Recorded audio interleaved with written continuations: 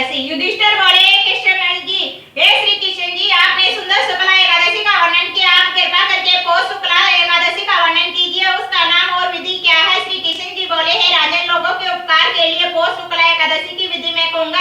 यह सब पापों को दूर करने वाली पुत्रदा एकादशी है, सिद्धि और कामना को पूर्ण करने वाले नारायण जी इसके देवता है। पापों को हरने वाली कथा को मैं कहूंगा, ध्यान से सुनो।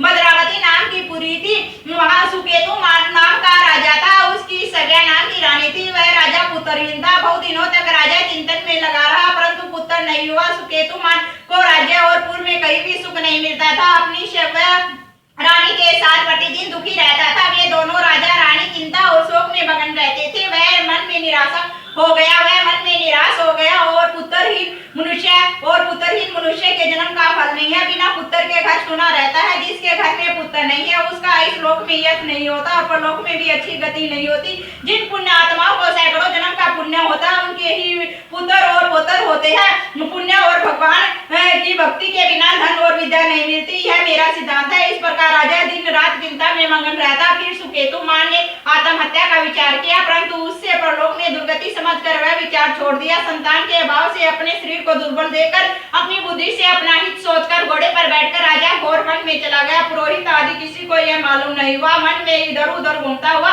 चिंता करने लगा कि मैंने ऐसा कौन सा बुरा काम किया जिससे ऐसा दुख मिला। मैंने यज्ञ और पूजा से देवताओं को संतुष्ट किया, वह सब करने पर भी मुझको ऐसा कठिन दुख क्यों मिला। इस प्रकार सोचता हुआ राजा आगे वन में चला गया। आगे जाकर एक सुंदर सरोवर देखा जिसके पास बहुत से मुनियों के आश्रम देखे और अच्छे सुगुन होने लगे। राजा का दाहिना नेत्र और दाहिना हाथ फड़कने लगा। इन अंगों का फड़कना शुभ सूचक प्रतीत होता है। राजा ने वहां बैठे सब मुनियों को अलग अलग दंडवत किया, अलग अलग प्रणाम किया। वे मुनीश्वर भी प्रसन्न होकर बोले, हे राजन, आपकी क्या इच्छा है सो कहिए। राजा बोले, हे तपस्वी, आप कौन है और आपका क्या नाम है? आप यहाँ किस लिए आए हैं सो कहिए। मुनि बोले, हम विश्वेदेवा है और स्नान करने के लिए यहाँ आए। माघ का महीना निकट आ रहा है, आज से 5वें दिन माघ लग जाएगा। आज पुत्रदा नाम की एकादशी है।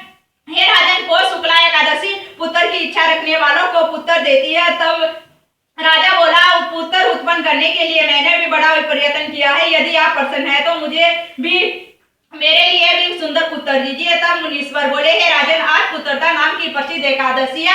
आज इस उत्तम व्रत को करिए। हमारे आशीर्वाद से और भगवान की आज्ञा से, हमारे आशीर्वाद से और भगवान की कृपा से आपको सही पुत्र प्राप्त होगा। इस प्रकार उनकी आज्ञा से राजा ने पुत्रदा एकादशी का उत्तम व्रत किया। द्वादशी में पारण करके मुनियों को बारंबार प्रणाम करके राजा घर पर आ गया। रानी के गर्भ स्थित हो गई। व्रत के प्रभाव से समय पर तेजस्वी और पुण्यात्मा पुत्र पैदा हुआ। वह बालक पिता को प्रसन्न रखता था। फिर वह गद्दी पर बैठकर प्रजा का पालन करने लगा। इसलिए पुत्रदा एकादशी का व्रत करना चाहिए। इस पुत्रदा के व्रत को जो करते हैं वे मनुष्य इस लोक में पुत्र की प्राप्ति करने पर मरने पर स्वर्ग को जाते हैं। इस लोक में पुत्र की प्राप्ति करने पर मरने पर स्वर्ग को जाते हैं। बोलो लक्ष्मी माता की जय।